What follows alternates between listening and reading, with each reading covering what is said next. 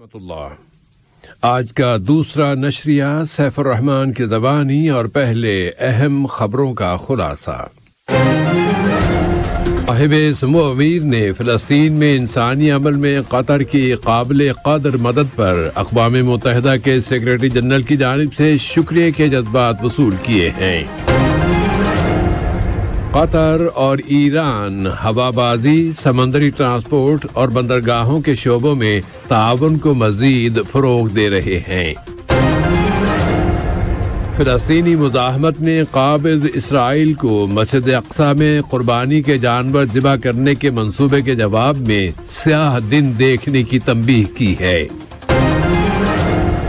اور یوکرین میں کیف نے ماسکو پر الزام لگایا ہے کہ اس نے ماریوپول میں زہریلے مواد کے گولے برسائے ہیں اور کیف نے مزید ہتھیار طلب کر لیے ہیں۔ یہ تھا اہم خبروں کا خلاصہ، اور اب پیش خدمت ہے ریڈیو قطر سے آج کا دوسرا مفصل نشریہ۔ بسم اللہ الرحمن الرحیم۔ صاحب سمو امیر شیخ تمیم بن حمد آل ثانی نے اقوام متحدہ کے سیکرٹری جنرل جناب انطونیو گٹریش کی جانب سے ایک ٹیلی فون کال وصول کی ہے۔ اس میں یو این کے سیکرٹری جنرل نے قطر کی جانب سے فلسطین اور بطور خاص غزہ میں انسانی عمل کی مدد پر صاحب سمو امیر کا شکریہ ادا کیا ہے۔ اس کے علاوہ اس رابطے میں قطر اور اقوام متحدہ کے درمیان تعاون کے مختلف پہلوؤں اور موجودہ علاقائی و بین الاقوامی حالات و واقعات کا بھی جائزہ لیا گیا۔ تو قطر کی انسانی کوششوں کو اقوام متحدہ قدر کی نگاہ سے دیکھتی ہے، اور اس کی یہ ستائش ثابت کرتی ہے کہ قطر کی جانب سے مسلسل اس بین الاقوامی تنظیم کی مدد کی جا رہی ہے۔ صاحب سمو امیر شیخ تمیم بن حمد آل ثانی نے یورپی کونسل کے صدر جناب شارل میشیل کے نام ایک دستی خط ارسال کیا ہے۔ یہ خط دو طرفہ تعلقات کے فروغ سے متعلق ہے۔ یورپی یونین اور معاہدہ شمالی اوقیانوس نیٹو میں قطر کے سفیر جناب عبدالعزیز بن احمد المالکی نے یورپی کونسل کے چیئرمین کی مشیر برائے خارجہ پالیسی محترمہ مینن پارتھوٹ کے ساتھ ایک ملاقات میں انہیں یہ خط پہنچایا۔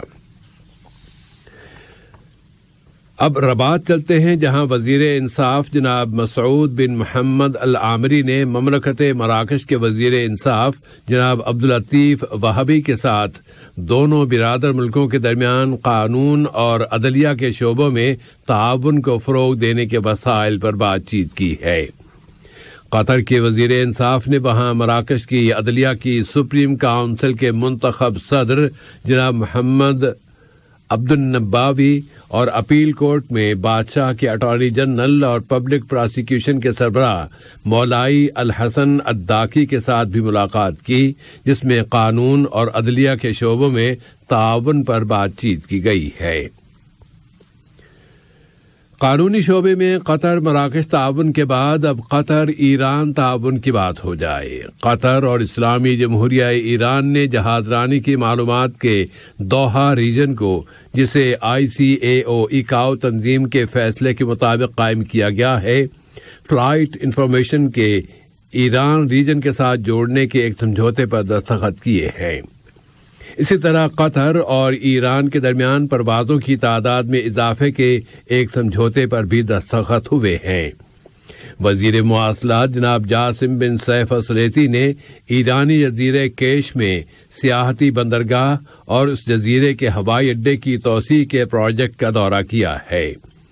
اس کے علاوہ ٹرانسپورٹ کے شعبے میں تعاون میں اضافے اور سمندری ٹرانسپورٹ، بندرگاہوں کی ایڈمنسٹریشن اور دونوں ملکوں کی بندرگاہوں کے درمیان ٹرانسپورٹ اور تجارت میں آسانی سے متعلق مفاہمتی یادداشتوں MOU کو ایکٹیو کرنے کے موضوعات پر بھی بات چیت ہوئی ہے۔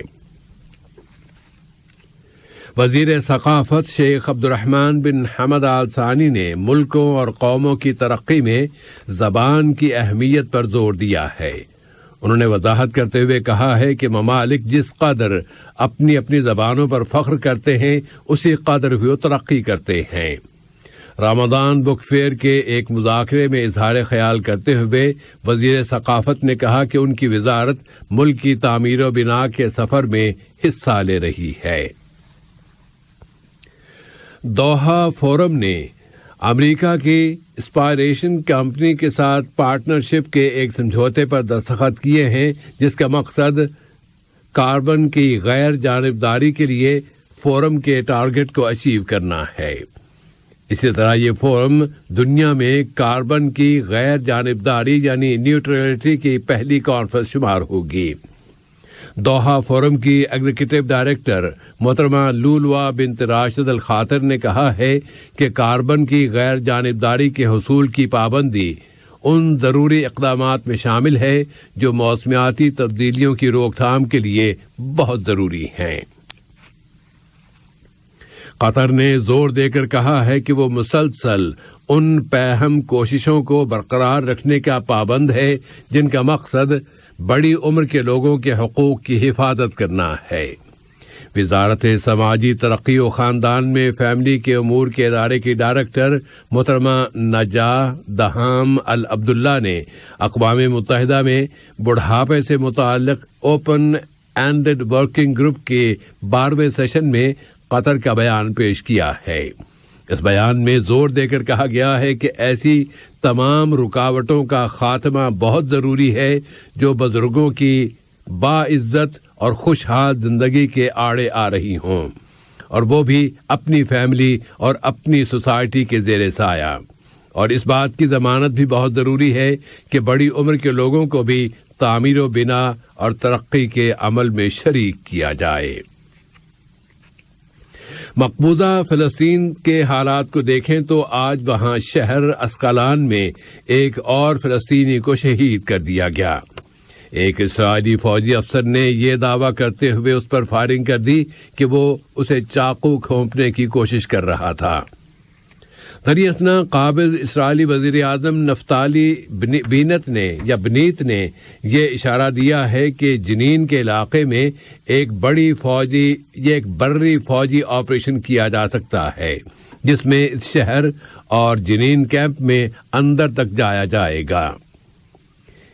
ادھر فلسطینی مزاحمت کے ایک ذریعے نے کہا ہے کہ یہودی آباد کاروں کا یہ منصوبہ کہ وہ مسجد اقصی کے اندر اپنے جانور قربان کریں گے تو یہ منصوبہ ریڈ لائنز کو پار کرنے کے مترادف ہے۔ غزہ میں قومی اور اسلامی فورسز کی تابع کمیٹیوں نے ملک کے اندر اور باہر عوام سے اپیل کی ہے کہ وہ آئندہ جمعے کے روز جنین کے ساتھ وفاداری کے ضمن میں احتجاج کریں۔ نابلس میں بھی جنین کی مدد و حمایت کے لیے زبردست جلوس نکالے گئے ہیں۔ اب ہم روس یوکرین بحران کی طرف آتے ہیں۔ یوکرین میں روسی فوجی کارروائیاں آج اپنا 7واں ہفتہ مکمل کر رہی ہیں۔ اس دوران میں خارکیو کے علاقائی ادارے نے اعلان کیا ہے کہ وہاں روسی گولہ باری کے نتیجے میں 11 سول باشندے جاں بحق اور 14 دوسرے زخمی ہو گئے ہیں۔ یوکرینی صدر volodymyr zelensky نے کہا ہے کہ ان کے ملک کے پاس ساحلی شہر ماریوپول کو آزاد کرانے کے لیے ضروری ہتھیار نہیں ہیں۔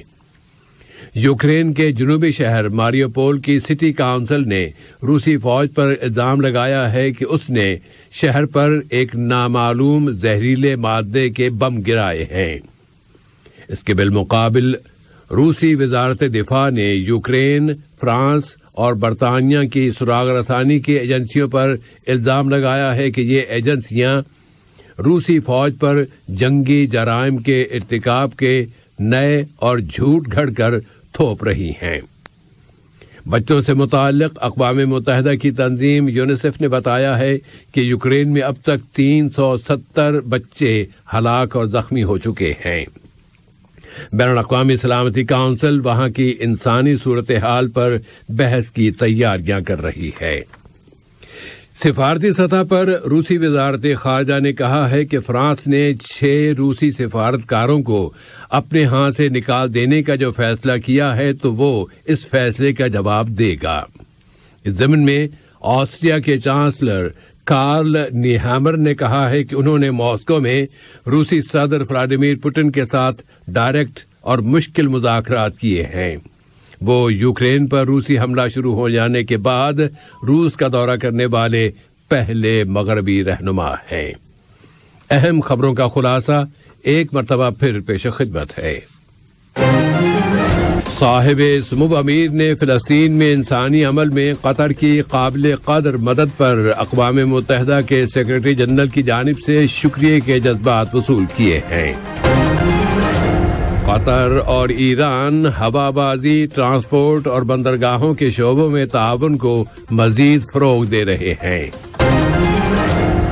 فلسطینی مزاحمت نے قابض اسرائیل کو مسجد اقصی میں قربانی کے جانور ذبح کرنے کے منصوبے کے جواب میں سیاہ دن دیکھنے کی تنبیہ کی ہے۔ اور یوکرین میں کییو نے ماسکو پر الزام لگایا ہے کہ اس نے ماریوپول میں زہریلے مواد کے گولے برسائے ہیں اور کییو نے مزید ہتھیار طلب کر لیے ہیں۔